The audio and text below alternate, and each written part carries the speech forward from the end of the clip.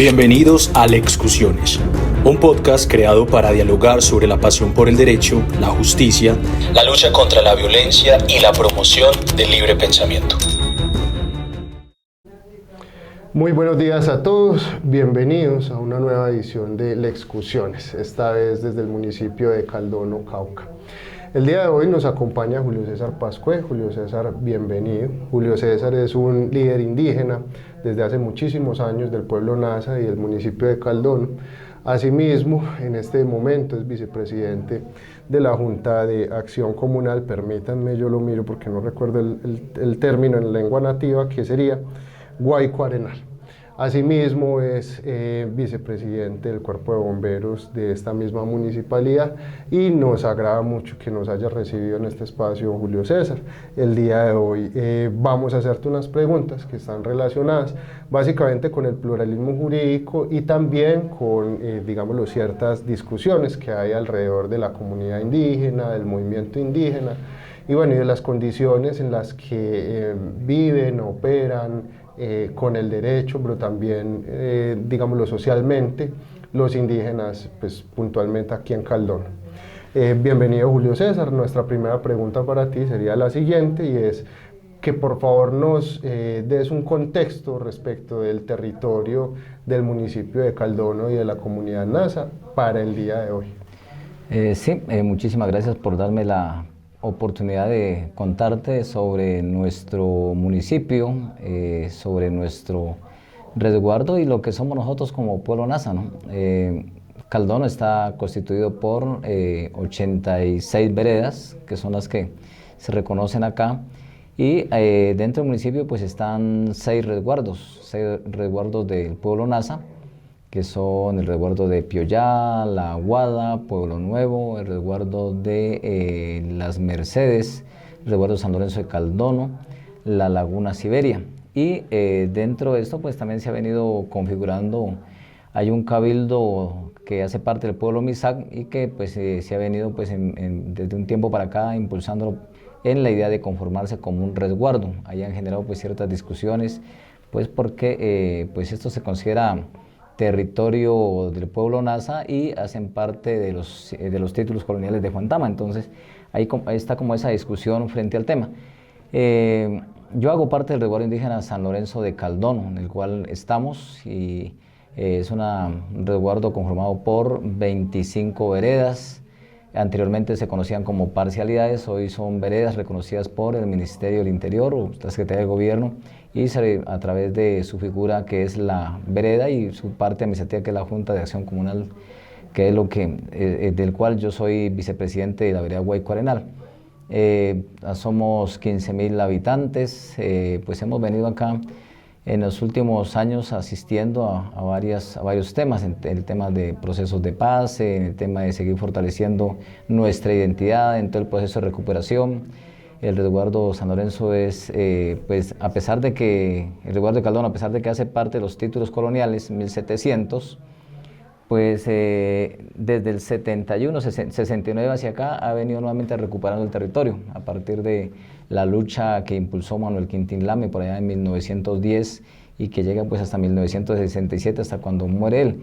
Y a partir de ahí pues el CRI ha venido asumiendo, cuando se configura el CRI ha asumido las banderas de lucha, la plataforma de él, y a partir de ahí pues se ha ido fortaleciendo esta dinámica de lo que es el pueblo Nasa, y hoy somos el segundo resguardo más grande que tiene el Consejo Regional Indígena del Cauca CRI. Tengo, según mis estadísticas, porque el primero es Jambaló y el segundo vendría siendo el resguardo San Lorenzo de Caldono y que hoy es filial al Consejo Regional Indígena del Cauca CRI. Pues ese es como diría uno, el contexto general en el cual estamos, un resguardo, el municipio, la población más del 60% es indígena y el resto pues viene siendo población campesina, ahí entraría el pueblo Misak y el resto pues ya como te digo, más de 60% somos Nasas configurados en estos 6 resguardos y que pues han venido siempre bajo la batuta de los principios del Consejo Regional Indígena del Cauca CRI, que son unidad, tierra, cultura y autonomía, que son la base fundamental sobre la cual pues hoy se da todo el movimiento indígena colombiano. Yo te podría contar eso en términos generales para mirar cómo vamos avanzando. Ya que mencionas los procesos de paz, quisiera, digámoslo, preguntarte algo. El municipio de Caldono lo hemos conocido por medio de las noticias en años anteriores, o por lo menos yo lo conocía solamente por noticias pues, que tenían que ver en su momento antes de la desmovilización de las FARC. Por atentados, tomas, retomas, bueno, conflicto armado, ¿cierto? Y nos dices pues que están haciendo unas apuestas para apoyar la paz, ¿cierto? Te pregunto, ¿cuál es la relación del pueblo Nasa y bueno, y en general también de todo el pueblo indígena del Cauca con este proceso de paz que se realizó con las FARC-EP y asimismo cómo los ha afectado, digamos, la actual confrontación que se tiene con las disidencias de ese grupo, entre el gobierno nacional y las disidencias de ese grupo, pues por, digámoslo, cortar los corredores de cocaína? ¿Qué nos podrías decir sobre eso? Sí, pues se han hecho varias apuestas. De hecho, el movimiento indígena en la década del 80 y a principios del 90 pues tenía su propio grupo armado. Pues algunos lo catalogaron como un grupo de autodefensa que se conoció como el Grupo Armado Manuel Quintín Lame. Dejó las armas, hizo dejación de las armas y empezó a la vida política a partir de la Constitución del 91. Sus delegados voceros pues fue Alfonso Peña en ese entonces, y ese creo que es la primera apuesta, ¿no? Porque pues el Grupo Armado se configura a partir de ser como el grupo de autodefensas frente a la masacre que se venía generando con el tema de los terratenientes. Hay una década en la cual el movimiento indígena empieza todo el proceso de recuperación de tierra en el Cauca, pero a la par también los hacendados empiezan a contratar también grupos para empezar a hacer exterminio de las comunidades que están en esa recuperación. Entonces este grupo surge como esa alternativa para frenar eso. Este movimiento, ese grupo armado denominado Quintín Lame, pues deja las armas en el 91, participa en la Constitución con voz, más no con voto, que esa fue una situación también que se da en ese contexto. Y ese es el primer momento de paz, 91, con el gobierno Gaviria. Luego viene la segunda, que es ya con el escenario de la dejación de armas con las FARC, en el 2016, que Caldono como municipio, pues son 3 resguardos los que impulsan como esa iniciativa, primero de permitir que en este territorio indígena y a nivel nacional, pues el primer territorio indígena donde se permite la creación o la conformación de lo que se conoció como zona veredal transitoria de normalización.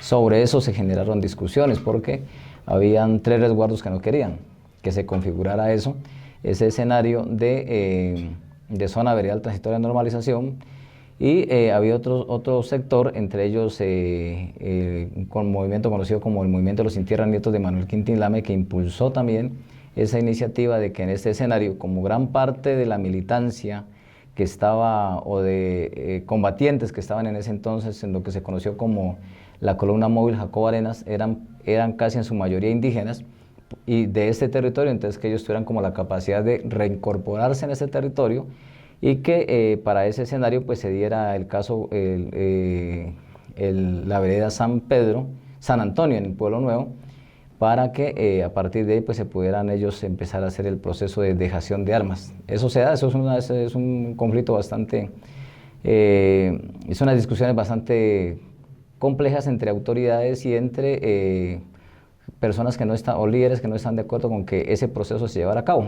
Creo que esa fue una de las insistencias. Ahí me dio el padre Francisco de Ruz, creo que estuvo en esa mediación, con otro compañero que ya no está hoy, Gilberto ya fue, quienes en ese momento pues ellos le apostaban. En ese entonces creo que Gilberto estaba de vicegobernador o tenía un rol en la autoridad de Pueblo Nuevo, y pues a partir de ellos impulsaron la idea de que era necesario que los indígenas realmente se quedaran aquí en el proceso de reincorporación, porque no estaba definido a qué zona iban a ir.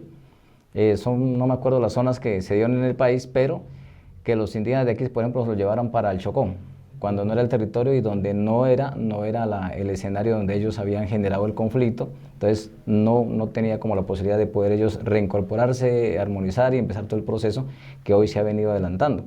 Que hay fallas, obviamente, en ese espacio porque pues, nos pusimos en una discusión si se daba o no se daba el espacio.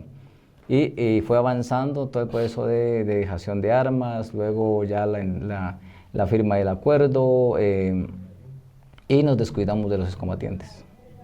Y ese descuido de los excombatientes pues, nos ha costado hoy un conflicto que hoy muchos de ellos el gobierno no les ha cumplido, se quedó muchas cosas se quedaron allí y muchos de ellos decidieron nuevamente ingresar nuevamente al conflicto que hoy tenemos. Entonces yo creo que son aspectos importantes allí, pero siempre el pueblo nasa le ha apostado a la paz. Yo creo que esa es una de las apuestas heredadas de la cacica gaitana, cuando por allá en 1533, 32, pues junta a su pueblo para decir todo lo que no sea de nosotros hay que sacarlo. O sea, todo eso que el conflicto armado no es de nosotros, o sea, hay que sacarlo, hay que proteger el territorio, hay que seguir manteniendo el territorio. Hay discusiones obviamente internas que se dan en el escenario de la política, ¿cierto? Pero que el tema de lo armado no es de nosotros, el tema de tener que matar al otro no es de nosotros, hay que sacar todo. Entonces creo que ese gesto de paz siempre ha estado en el pueblo nasa y que eso ha permitido pues también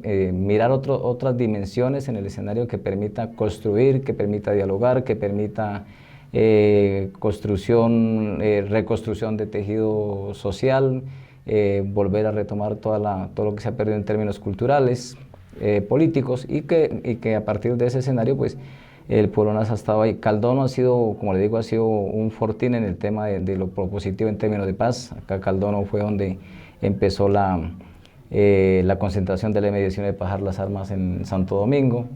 El caso del Quintilame también, desde aquí partió la idea de decir, bueno, dejen las armas. La misma comunidad les dijo, dejen las armas, aquí ya no se puede seguir la misma dinámica porque en algún momento ese grupo armado empezó también a matar indígenas. Entonces, ¿qué sentido tiene crear un grupo cuando vas a empezar a matar a tu misma gente porque está haciendo cosas que... Y el proceso de paz con las extintas FARC pues también aterriza aquí. Y a partir de aquí pues se ha venido como desarrollando. Entonces decimos que Caldono es una apuesta para la paz y de hecho creo que es uno de los municipios o territorios que hoy todavía le siguen apostando a pesar de lo que se ha venido dando en el conflicto y en ese conflicto de baja intensidad que pues hoy no lo vemos tanto, pero que no lo sentimos tanto, pero que vemos los muertos llegar, entonces creo que es un aspecto importante de resaltar en Caldono. Bueno, yo los felicito por esa consistencia en las apuestas por la paz que se notan que no son recientes, sino que pues han sido de siempre. Una dimensión del conflicto que es muy dramática es precisamente ese conflicto armado, que ustedes dicen, bueno, nosotros hemos reaccionado diciendo ese es un conflicto ajeno, pero no son los únicos conflictos que uno puede tener en una comunidad. O sea, se vieron afectados por diversos conflictos armados en todos estos años de historia del pueblo nasa, pero también hay otros conflictos que son más cotidianos y ahí quiero aterrizar un poco en el punto del día de hoy, que es hablar del pluralismo jurídico. Entonces me refiero a esos otros conflictos que ustedes tienen como comunidad y las formas en que los gestionan. Me refiero entonces a los conflictos vecinales, a los conflictos, por ejemplo, de género, de violencia doméstica, me refiero también a los conflictos entre las mismas personas, los mismos indígenas. Ustedes, digamos, ¿qué aprendizajes han tenido y qué dificultades advierten desde su propia comunidad que sean, digamos, las más importantes para ser gestionadas a través de ese sistema normativo de justicia o de justicia propio? Hay una cuestión, cuando hablamos de lo externo y desafortunadamente hoy en nuestro territorio lo que predomina es lo externo, en términos de la política, en términos de orientación. Hoy se está tratando de recuperar cosas, pero a ratos tengo la sensación de que estamos inventando. Porque, por ejemplo, cuando hablamos de la autoridad, anteriormente en la literatura encontramos y en los mismos escritos de los cronistas encontramos la figura del cacique, ¿cierto? Con la llegada con la configuración de la República, pues vemos que se configura la ley 89 de 1890, donde acaba el cacique, hasta ahí termina la figura del cacique y empieza la figura del gobernador, que tiene que ver con esa forma o esos modos de administración de Europa cuando llegaban a conquistar acá. Cuando dominaron un territorio, entonces nombraron un gobernador, un alguacil, un encomendero, todo. Entonces esa misma figura es la que se pasa a la ley 89, o sea, se configura el alguacil, el capitán, el alcalde, el gobernador, el síndico, que son los mismos. Entonces entra la figura ya y es lo que hoy predomina en los territorios. A pesar de que tratemos de cambiar muchas cosas, todo eso eso es herencia de los españoles a partir después de la invasión. Llegaron, dominaron, sometieron y instauraron eso. Y es lo que hoy se aplica, inclusive hoy dentro de eso se ha venido como tratando de normatizar, de normatizar como si eso fuera nosotros. No, y hoy se está tratando de reconfigurar a partir de figuras propias, pero vienen sobre el mismo sistema, que es el español. Entonces no ha cambiado nada antes. Y entonces la figura del cacique desapareció. El conflicto, como te digo, el conflicto parte cuando acaban para nosotros el concepto de lo colectivo o la esencia de lo colectivo. Yo creo que ese es uno de los principales conflictos que nosotros tenemos, porque si nosotros hablamos, si nos vamos a revisar, nosotros venimos no del individuo, no del ser, ¿cierto? No del ser, sino del estar, porque nosotros inclusive hoy el individualismo es el que nos lleva a pelear por linderos, es el que nos lleva a ver a la mujer como mi propiedad, a los hijos como mi propiedad, pero no entendemos que los hijos son, en la medida que avanzan, son de la sociedad, en la medida que nosotros los formemos y van a servir para ellos. Yo tengo entendido que eso era lo que hacía fundamentalmente los pueblos originarios, ¿cierto? Es lo colectivo. Hoy, con la llegada o la implementación de este tipo de nuevas formas de gobierno, con la figura del cabildo, con la figura del gobernador, pues ya empieza entonces, es el sujeto, es el individuo, la propiedad privada, y vaya y gobiérneme ese territorio. Inclusive la misma figura de resguardo es una reserva, ¿sí? El mismo concepto res, que viene del italiano, ¿cierto? Entonces, esa figura de resguardo es lo que entonces vaya a ese territorio y guárdeme eso para yo, a partir de ahí, sacar la gente, sacar los recursos, sacar la minería, sacar la comunidad, sacar lo que yo necesite para el funcionamiento mío. Entonces yo creo que ese es uno de los principales conflictos que tenemos nosotros hoy, el tema del individualismo, y que no nos ha permitido de pronto avanzar en cosas colectivas. Hoy somos muy buenos en el tema de la movilización, muy buenos para tirar piedra, pero a aterrizar lo que nos dan, la chichigua que llega para poder avanzar en el fortalecimiento económico, pues no se ven, hoy no lo vemos. Entonces, y terminamos peleando los recursos, terminamos fragmentados, y hoy en diríamos, en el tema de lo económico, hoy no somos capaces de juntarnos para avanzar en una empresa, para avanzar en algo, y yo creo que ese es uno de los problemas que tenemos graves a partir del fraccionamiento y a partir de que nos metieron a la idea del individuo como tal, el yo, y si yo consigo es para mí. Y eso lo podemos llevar al tema de la familia. Anteriormente la familia no era, las casas no era una habitación para el papá, una habitación para los hijos, no. Era simplemente, haga cuenta este espacio, cada quien se acomoda, pero en el espacio sin la división. Y hoy vemos, inclusive en la misma construcción, hoy vemos la puerta.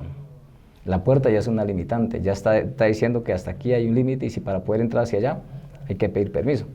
Entonces se va empezando, inclusive a partir de esa lectura, se va perdiendo lo colectivo y se va configurando lo privado. Yo creo que ese es un aspecto importante. Entonces, a partir de ahí empezamos con las peleas del lindero, que se pasó 5 centímetros, que se pasó 1 metro, que la mata de café y la rama se pasó para acá, que hay que cortarla, que hay unas condiciones para...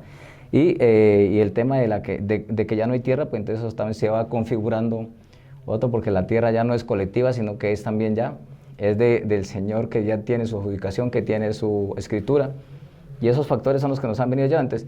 Todos son espacios que se han venido dando y que últimamente pues han sido siempre como la constante. Antes era resolverlo a partir del machete, a partir de la violencia, hoy a través de la figura del cabildo, a través de los comités de tierra, pues se han logrado como ir resolviendo ese tipo de situaciones que ayudan a mejorar las condiciones, inclusive la misma armonía. O sea, y lo otro es que muchas veces el mismo analfabetismo político pues nos lleva a nosotros a meternos en peloteras. Hoy creo que el ir a la escuela ha servido de algo, porque ha permitido al menos dialogar, ha permitido al menos entender, porque muchas veces el tema de que yo soy indígena y que tiene que ser así a rajatabla, pues hay cosas en las cuales han venido cambiando. Entonces yo creo que, y tratar de mediarlo a partir de escenarios de diálogos entre la comunidad, entre la autoridad, y que ha permitido pues como ese encuentro para poder resolver ese tipo de cosas. Yo creo que ese es en términos generales, yo te puedo decir eso, porque pues mientras no entendamos que nosotros somos colectivo, que nosotros yo no soy superior al otro, sino que yo convivo, y como convivo con todos, pues lo ideal es que entre todos podamos convivir, concertar, respetar, y ante todo, pues si estamos hablando, podernos escuchar. Inclusive esa misma conversa va hacia cuando hablamos del tema del medio ambiente, porque nos creemos superiores. Hoy acabamos, tumbamos, arrasamos con la fauna acuática, con la fauna terrestre, y hoy estamos en la idea de volver a recuperar, de poder mirar cómo hace parte también de esa conversa para poder entender no solamente el conflicto que tenemos entre nosotros, sino también ese conflicto que hemos trascendido hacia la misma naturaleza y que hoy requiere un replanteo, y que de hecho la juventud ha venido como haciendo ese análisis para ver cómo logra resarcir los errores que tiene, y a partir de eso poder construir otra forma de pensar y de poder actuar. Muchas gracias, Julio, por tu respuesta, y quiero, digámoslo, que tratemos de profundizar en algo sobre este tipo de conflictos. Ya nos has dado como varios elementos sobre los cuales vamos a volver también adelante, porque hay otras preguntas que tengo.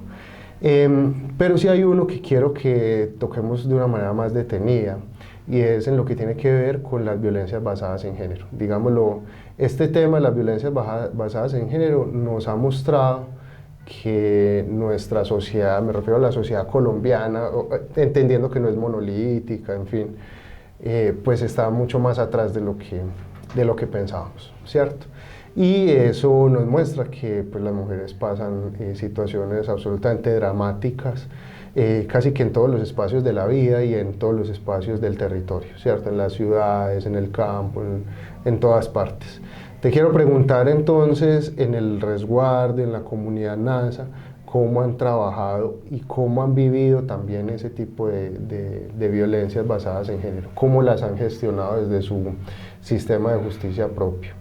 Sí, el tema de las violencias basadas en género, pues es bastante, decimos nosotros, es algo que se ha venido tramitando, pero que tiene obviamente su base en el patriarcado, ¿no? Que esa es una situación que tenemos y que hoy se ha venido reconociendo. La mujer ha cumplido un papel importante en el proceso organizativo, y de hecho es ella la encargada de guardar todo el tema de la información genética, es la que concibe, la que cría, es la que inclusive en últimas termina llorando los hijos que partieron de una forma violenta, y creo que esa es una de las situaciones que tenemos.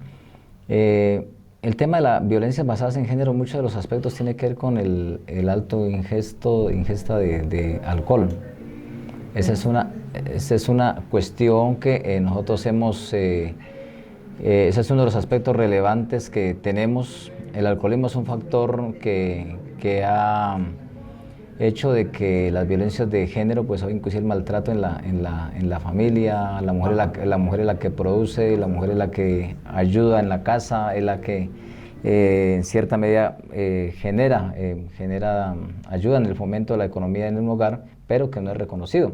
Creo que ese es un aspecto importante a tener en cuenta, y que en el escenario de que se ha venido dando en poder reconocer, en poder vincular, en poder inclusive que la mujer tenga mucho más empoderamiento en esos escenarios, pues ha permitido también el hombre entender cuál es el papel que juega la mujer y cómo se debe respetar a la mujer. Creo que uno de los aspectos importantes que yo veo en todos esos temas tiene que ver con el tema del alcoholismo. Inclusive hay un aspecto importante, por ejemplo, la mujer, el decir, déjalo que pegue, que para eso es marido. Eso es algo que de hecho acá Bueno, esa no la había escuchado nunca. Sí, pero es algo que dice. Entonces una pareja peleando y iban a defender a la señora. Y la señora dijo, no, déjalo que pegue, que para eso es marido. Entonces mire que ya en ese mismo sentido ya está esa concepción en ellas. Inclusive cuando hablamos del tema de violencia basada en género, también tiene que ver con el tema de la exclusión, porque hay en casos en los cuales las herencias se las dejan solo a los hijos hombres.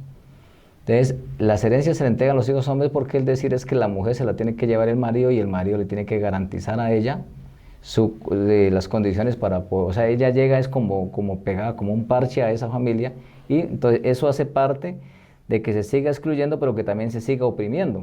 Y eso hace parte para mí en el concepto de que eso hace parte de la forma como desde la misma familia se excluye y se violenta sus propios derechos, diciendo es que yo también hago parte y tengo derecho a mi herencia acá. Entonces, cuando hablamos de la conformación de una pareja, lo ideal es que, como estamos hablando de una unión de dos personas, pues que ambas llegan en condiciones iguales, ¿cierto? Usted con su tierra y yo con mi tierra y ambos ponemos, pero acá no. Entonces, esos aspectos obviamente en el tiempo han venido cambiando, pero que ha sido bastante dura la lucha de las mujeres frente a ese tema, porque hoy inclusive gran parte del maltrato que se encuentra hoy no está registrada, hay subregistros de ese tema, porque les da miedo que a la hora de llegar allá, el marido se dé cuenta que la mujer fue que lo demandó, pues sencillamente lleva la cascada segura. Entonces, ese es un aspecto importante. Incluso hoy pasó un caso con una señora que el marido le... Cuando dices un caso es sí, llevado por el cabildo. Pues. Ajá, un caso sí que el marido le dio con un cepillo en la cabeza a la señora con un cepillo de carpintería, le rompió la cabeza, y el señor tenía unas cuentas en el banco. Habíamos una autoridad que dijimos, no, eso hay que enviarlo directamente, no es un tratamiento, llevémoslo directamente a la fiscalía, que él haga su procedimiento, pero no, le dieron prevalencia al señor, vino al centro de armonización y porque el señor tiene unas deudas con el banco. O sea, mire, primó primero la deuda con el banco, porque la plata, que la gravedad, inclusive el mismo hijo defendiendo al papá, frente a la situación, y no defendió a la mamá. Entonces mire que a partir de ese escenario, desde esos casos de violencia de género, pues muchos de ellos quedan en el surresto porque las mamitas no denuncian, o las parejas, las mujeres no denuncian, y muchas veces en la dinámica de resolver los conflictos las mismas mujeres se van en contra de la misma mujer. Entonces ahí hay una situación que corresponde a esa situación, y que muchos de esos casos se quedan en el anonimato, y que creo que es una cuestión bastante importante a tener en cuenta. Esperemos que quienes impartan justicia, los cabildos que impartan, tengan en cuenta eso, porque a partir de ahí también se da el tema de las violaciones. Hoy las violaciones, inclusive a través de los centros de armonización, pues se vienen acá de bacanería, muchas veces no cumplen con el objetivo, porque la idea de la justicia propia es que se reparen. Pero si no hay unos criterios serios, pues sencillamente la víctima no va a ser reparada, pero sí va a ser de pronto, va a ser estigmatizada, que es lo que básicamente pasa. Entonces creo que hay mucho que hacer en el tema de reivindicar el derecho a la mujer, y ante todo que el tema de la violencia de género no avance. Y eso tiene que ver con que hoy, por ejemplo, esté trabajando bastante desde la escuela, en poder que el niño entienda que ambas personas son iguales. El respeto creo que se ha venido impulsando a partir también de los semilleros de autoridad, desde todo el tema de la educación propia, de ir metiéndose en esos temas. Yo creo que esa es una forma también de poder contrarrestar lo que las abuelas vivieron, porque eso es una realidad, y como le digo, ahí está el concepto de dejarlo que pegue, que para eso es marido. Entonces me parece que esa es una situación que hoy esperamos que los cabildos corrijan, y quienes vienen, las autoridades ahí, pues también puedan corregir. Y como le digo, una gran parte de las situaciones que tienen que ver con las desarmonías en temas de género, pues tienen que ver con el tema del alcohol, que esa es una cuestión fundamental, y a partir de ahí pues parten todos los problemas. La irresponsabilidad en no reconocer, el de hoy dejar una mujer embarazada, dejarla botada, le toca asumir sus hijos, luego vuelve el marido, le echa el cuento, le hace otro hijo y se va, y no hay cómo eso realmente se pueda corregir. Yo creo que son cosas que tiene que en la medida que los que vienen atrás vayan viendo eso, pues que no se vayan cometiendo errores, ¿no? Saber elegir, saber cómo se puede hacer que eso que vivieron nuestras abuelas pues vivían aparentemente bien, pero golpeadas del marido. Hoy se está tratando de entender eso y que esperamos que en algún momento pues eso se vaya de acá, porque realmente, o sea, que eso que no es de nosotros, pues realmente en algún momento se estirpe y que la mujer pueda ser parte de ese colectivo que tanto hemos querido que se dé, y no de eso individual, del yo, porque básicamente cuando dicen, es que usted es el hombre de la casa, usted es el que tiene la herencia, usted es el que le toca defenderlas, a partir de ahí entonces empezamos como el tema de que el hombre, el que predomina, el hombre que está ahí, por eso es el hombre también, dice uno, le dan como la potestad también para poder agredir. Sí, me da la impresión que tanto la justicia indígena como la justicia ordinaria se quedan cortas en estos temas, o sea, que es algo que desafortunadamente pues, nos ha desbordado y que en términos culturales pues, es un asunto absolutamente dramático y pues, frente a lo cual todavía estamos en deuda. Otra pregunta que te quisiera realizar es la que tiene que ver con un tema que tocaste ahorita, y es el tema de la administración de los recursos para las comunidades indígenas, para los resguardos, etc. Lo digo por lo siguiente, hay algunos parlamentarios en Bogotá un poco que tienen un relato, o bueno, es su punto de vista, en el sentido de decir que las comunidades indígenas son grandes terratenientes, que son personas muy adineradas, que son personas, digámoslo de esta manera, que le están como, en términos de ellos, desangrando pues como recursos al Estado. Y no voy a mencionar pues parlamentarios, pero es básicamente algunos y algunas que son incluso pues, del Valle, ¿cierto? Del Valle y del Cauca. Frente a esas aseveraciones de estos políticos del nivel central, ustedes como comunidad, ¿qué pueden decir? No, que somos terratenientes, pues eso es mentira, ¿no? Pues porque el concepto de terrateniente tiene que ver en que una persona acumule tierra. Por ejemplo, yo parto de ese concepto. ¿Quién es terrateniente? Una persona o una familia que acapare gran cantidad de tierra, por ejemplo, 10.000, 20.000, 30.000, 50.000 hectáreas. Aquí una cosa es que vivamos en un territorio donde hayan 50.000 hectáreas, pero, un ejemplo, no siendo que es un ejemplo, pero que ahí vivan 2.000, 3.000 personas. O sea, no es la misma relación. Yo creo que esa es una de las cuestiones que hay que empezar a entender.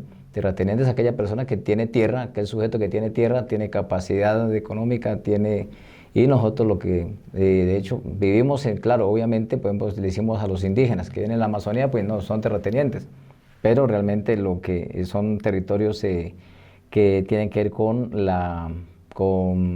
selva, con bosques, acá en el caso acá son páramos, y pues obviamente nosotros tenemos el concepto de la conservación. Entonces yo creo que hay que diferenciar entre una familia que tiene 10.000 hectáreas a una persona, a 10.000 que viven a 1.000 que viven en esas 10.000, un ejemplo. Entonces, yo creo que son cosas que hay que diferenciar, porque realmente entonces diríamos nosotros tenemos toda la tierra, ¿no? Creo que, y la forma donde estamos ubicados, que son peñas, que son tierras inclusive donde si nosotros tumbamos el bosque, pues viene una invernada y toda esa tierra nos viene encima. Entonces son cosas que hay que diferenciar.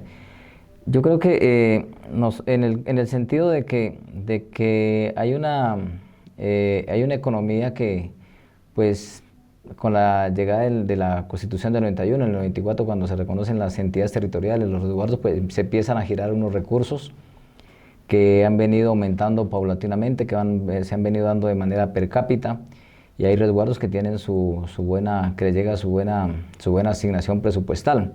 Obviamente esos recursos se ejecutan teniendo en cuenta también lo que dice la ley 715, todo lo que es el CGP, educación, salud, agua potable, saneamiento básico, desarrollo agropecuario, y esa es la forma como se distribuye, pero no es lo mismo tener 1 billón de pesos a decir, no, vaya a un resguardo que tiene, por ejemplo, un resguardo que recibe 100 millones de pesos, vaya y resuelva su problemática con eso que tiene allí. O sea, no los va a resolver, porque son múltiples los problemas que se tienen, Y yo creo que esa es una de las situaciones que también hay que decirle a quienes cuestionan, dicen, miren, hay una situación que realmente no, con esos recursos no vas a resolver el problema. A que haya un problema de pronto de proyección, ese ya es otro cuento, ¿cierto? Que me den a mí 100 millones de pesos y realmente no los proyecte, o que no haga una inversión adecuada, que a ver si yo recibo 100, tengo que sacarle 10% de ganancia, o tengo que... O sea, en esa idea, que es también lo que plantean, y yo creo que ni el mismo Estado lo está haciendo. Decir, bueno, yo voy a hacer tal cosa y voy a invertir esos 10 millones de pesos y voy a sacar 100. Yo creo que ni el mismo Estado lo está haciendo, porque esa creo que tampoco ha sido la mentalidad del Estado cuando entrega inclusive lo que es del Estado, lo entrega a manejo de los privados. Entonces yo creo que hay que también mirar eso. Y aquí se está tratando de, con lo poco y nada que llega, pues tratar de resolver cosas mínimas. Por ejemplo, el caso de Resguardo de Caldono son 15.000 habitantes. 15.000 habitantes donde se requiere infraestructura. Con eso se ha venido haciendo pues los puentes, el tema de la embalastrada, tratando de minimizar temas económicos, montar cositas muy mínimas, porque realmente no da. Y lo otro es que, como le digo, para poder producir muchas veces se requiere también tener tierra, cosa que tampoco lo hay. Entonces, ¿cómo compensa lo que gira el gobierno con lo que se tiene acá? Entonces, si se mete todo en monocultivos, por ejemplo el café, pues no hay otro recurso o no hay otro producto que realmente en el tiempo pueda generar mucho más rentabilidad allí. Entonces yo creo que ese es un aspecto importante a tener en cuenta ahí. Pues los cuestionamientos están, como le digo, y una cosa es decir las cosas a partir de un resentimiento, o a partir de que nos creen que somos nosotros las sanguijuelas que nos dedicamos a chupar sangre, que es lo que dicen ellos, que no estamos consumiendo lo del erario público. Y que sí, además de un modo racista también, porque lo dicen. Sí, lo han planteado en el tema, ¿no? Que nosotros simplemente, pues yo digo, pues realmente no es así. Porque, como le digo, tal vez hace falta un poco más de proyección, que sería diferente, pero que se pueda estimar mucho más recursos en términos que permita realmente implementar. Y lo otro, abrir brechas de poder garantizar, por ejemplo, la comercialización. Hay mucha arandela que no permite de pronto que podamos comercializar el tema del INVIMA. Y lo otro es, como le digo, la falta de tierra. Pues si yo me pongo a un monocultivo, por ejemplo la caña, pues sencillamente yo no puedo sembrar otra cosa. O si la tierra está allá arriba en el páramo y la forma para poder sacarla me toca, o sea, no me da, pues yo me voy a poner a meterme en esa dinámica. Entonces yo creo que esos son aspectos importantes a tener en cuenta en este sentido, y que se requiere más inversión. Yo creo que inclusive la inversión acompañada de asistencia técnica, creo que también se requiere para poder hacer cositas que ayuden a mejorar las condiciones de las comunidades. Aquí también hay que tener en cuenta que, creo que tú lo planteas hace rato, se requiere también un personal cualificado. Nosotros apenas estamos en el proceso. Por ejemplo, en el caso de Caldono, para llegar a las universidades, primero para que muchos tuvieran la posibilidad de tener una licenciatura o puedan tener un título más allá del bachillerato, pues les tocó, primero era el seminario. Hoy vemos muchos dirigentes que les tocó, el padre Álvaro, por ejemplo, le tocó irse para poder abrir los ojos, para poder él aumentar en su criterio, como lo tuvo. Pues le tocó también ir a sacar un poquito más la cabeza, ir al seminario y entender qué lógica era la que había para poder él seguir cimentando su idea que tenía como integrante del pueblo NASA. Y a muchos de ellos les ha tocado. Entonces, el seminario fue en el escenario. Ahora luego, creo que en el 90, 98, pues un grupo de aquí de Caldono decidió irse a la Universidad de Antioquia a estudiar, les tocó duro, y pues ellos han venido acá, y a partir de ahí se rompió como ese mito de que nosotros no éramos capaces de llegar a la universidad, porque era un tema de los recursos, siempre ha sido el tema de la plata. Entonces, esa cualificación de estos compañeros pues ha permitido hoy que tengamos un grupo de estudiantes, ya de indígenas, que ya están hoy con sus títulos, trabajando en sus comunidades. Otros andan por ahí apostándoles iniciativas, otros se quedaron allá en la ciudad. Pero es un factor importante que hoy, por ejemplo, necesitamos desde la perspectiva propia, que lo ha venido haciendo la Universidad Intercultural Indígena, la UAIN, pues se ha venido implementando carreras que tienen que ver con desde nuestra cosmovisión, tratar de irlas poniendo allí para que pues vayamos comprendiendo mucho más el sentido de nuestro ser, de nuestra esencia, y eso pues ha permitido también como ese diálogo con el conocimiento occidente para poder avanzar en el desarrollo de nuevas iniciativas, de nuevas, inclusive nosotros decimos de nuevas tecnologías, porque nosotros también hemos avanzado en temas de tecnologías, que hoy el mundo occidental no lo reconozca, pero hay cosas de avanzada. En esos términos, yo creo que son aspectos importantes que requieren también ese análisis, no así tan sesgado, diciendo es que somos los malos, que son los que más joden, son los que más tienen, son los que lo tienen todo gratis, porque gratis no ha sido, nos ha tocado una lucha. Ha venido todo un proceso de movilización, de emancipación, y creo que lo que se tiene hoy es justo.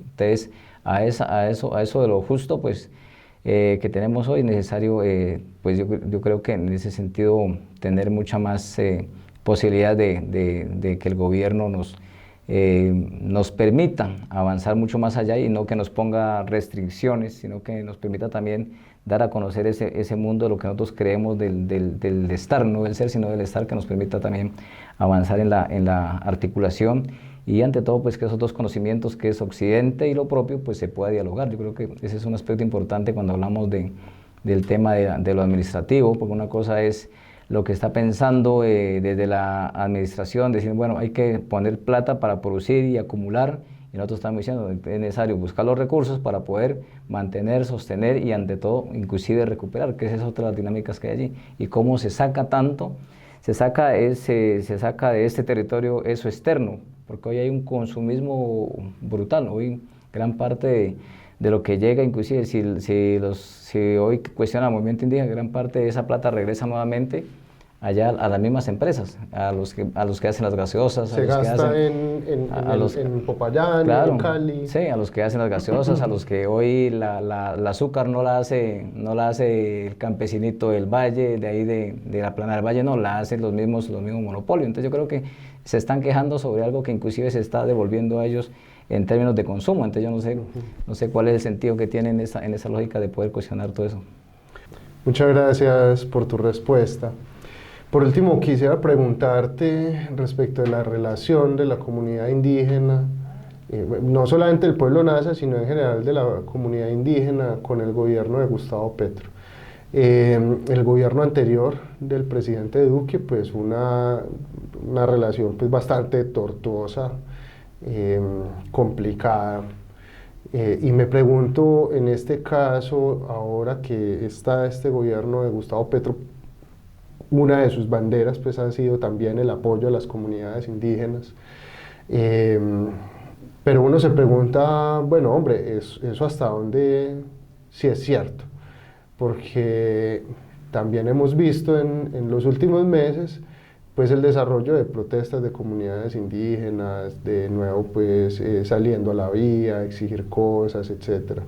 Entonces queda la duda de cuál es la relación que está teniendo el gobierno de Gustavo Petro con la comunidad indígena. Bueno, y en el caso tuyo, pues para tu territorio, para el territorio pues que tiene que ver con el Cauca, estos municipios de Caldono y los municipios cercanos.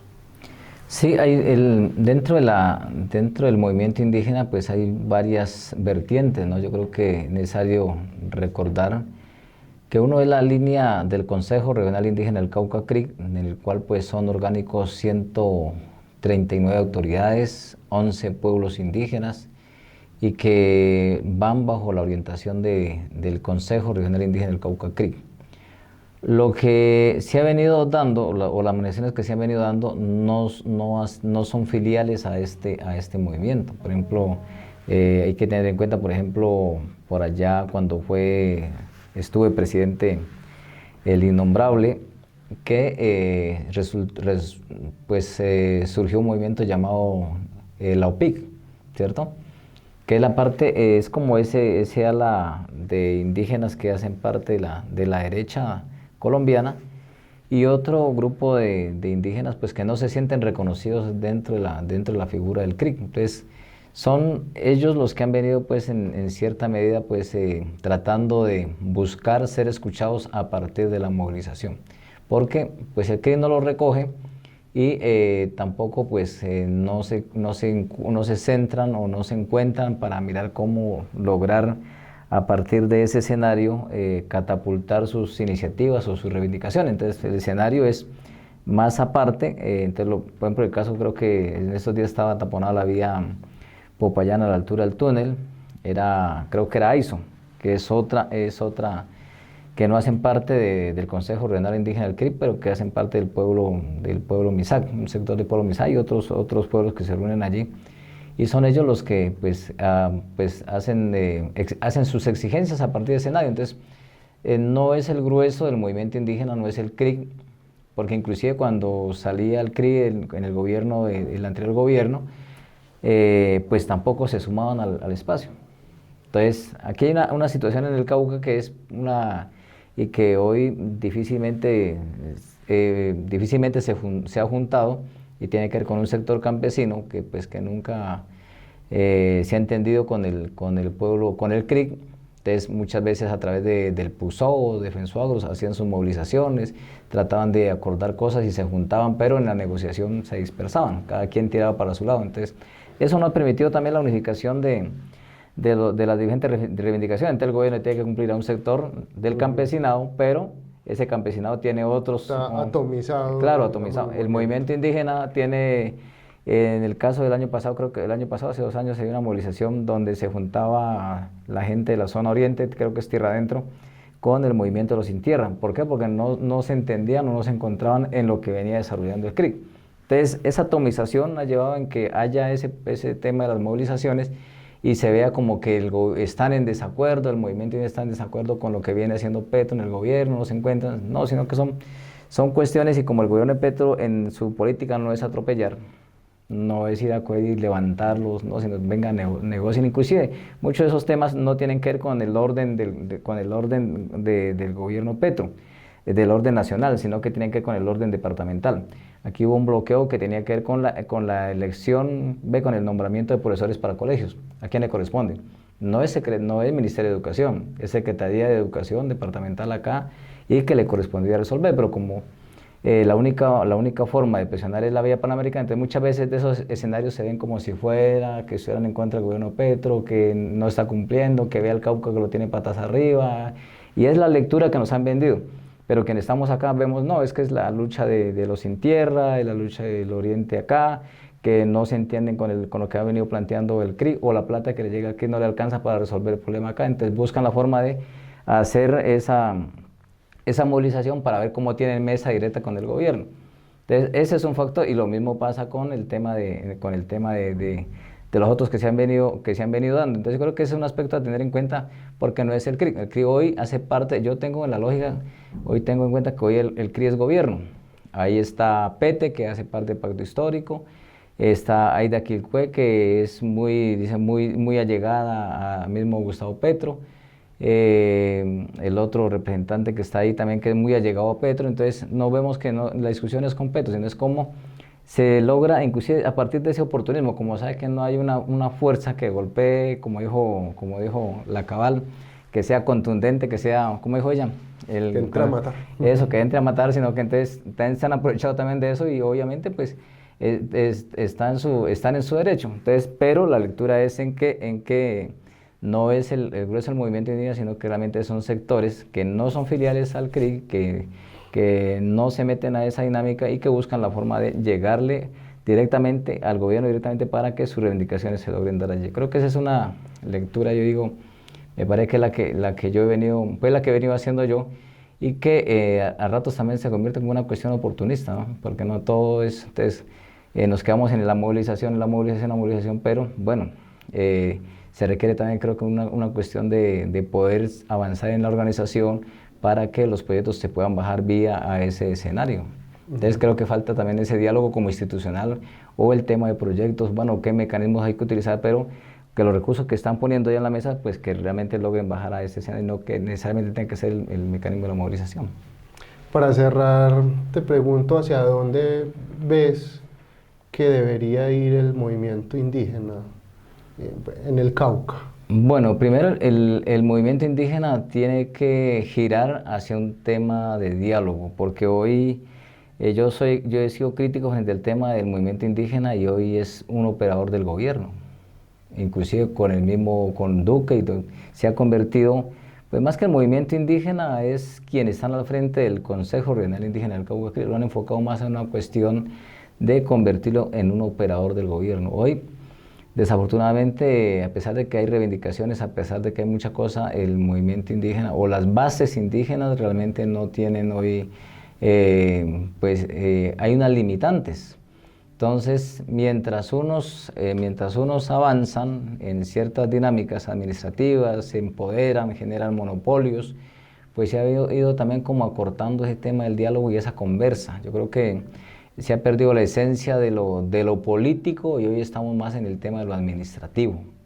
Creo que esa es una de las características, y lo político tiene que ver con el tema de la movilización. Sí, somos fuertes en la movilización, pero esa movilización, si bien es contundente, eso no avanza hacia atrás en el fortalecimiento organizativo, sino que se va más al tema administrativo, al tema de platas, y la plata realmente no es lo mismo decir, no, vamos a cambiar una norma que nos permita ejecutar de una forma diferente, decir, no, es que no les cambio la norma, pero les voy a mandar plata.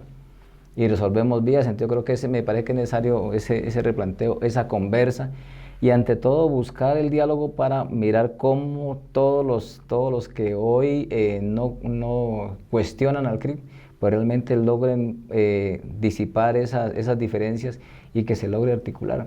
Porque hoy estamos en el gobierno de Petro y no sabemos mañana qué vaya a pasar, no sabemos cuál va a ser la situación, y hoy hay un relajamiento en ese proceso. Hoy, si nosotros no cualificamos a nuestros líderes, no generamos más conciencia política, sino nos metemos en esa situación que estamos hoy, pues nos vamos diría yo, va a ir en un detrimento de liderazgos y ante todo en un acomodo que realmente no va a permitir que la resistencia que en el caso que se dé, pueda ser contundente, sino que realmente va a haber gente que se va a cooptar o hay gente que sencillamente no va a entrar al proceso. Yo creo que ese es como el miedo que yo le tengo a eso, porque realmente hay una calma, aparentemente hay una calma, y no hay una cualificación política con relación a esto, cosa que en el escenario de la movilización y en los gobiernos anteriores pues siempre había la movilización, la formación, sí, la misma movilización forzada. Claro, pero ahora, pues, de líder. Ahora son 4 años de una calma dentro de lo que hoy se conoce como el CRIC nacional. Hay una calma y realmente eso me preocupa, porque son 4 años donde se pierden liderazgos o se pueden fortalecer liderazgos, o sencillamente nos quedamos cómodos, no pasa nada y esperamos a que nos agreguen para volver a empezar. Yo creo que ese es como el reto, y yo creo que el reto que tiene el CRIC, el movimiento indígena en general, es esa conversa y no seguir atomizando, porque hoy la UNIC no recoge, las plataformas regionales no recogen, pero sí están peleando o el gobierno les está girando plata, pero realmente, ¿qué de eso está transformando realmente la realidad del comunero que vive allá en el resguardo? A Julio César Pascue, muchas gracias por habernos recibido, igual al pueblo NASA, también en la emisora en la que nos encontramos. Muchas gracias. A usted por haberme permitido compartir eso el día de hoy. Un abrazo, gracias.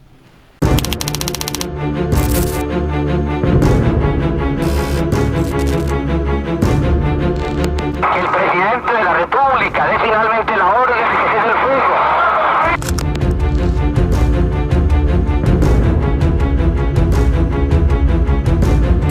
Bienvenidos a Lexcusiones, un podcast creado para dialogar sobre la pasión por el derecho, la justicia, la lucha contra la violencia y la promoción del libre pensamiento.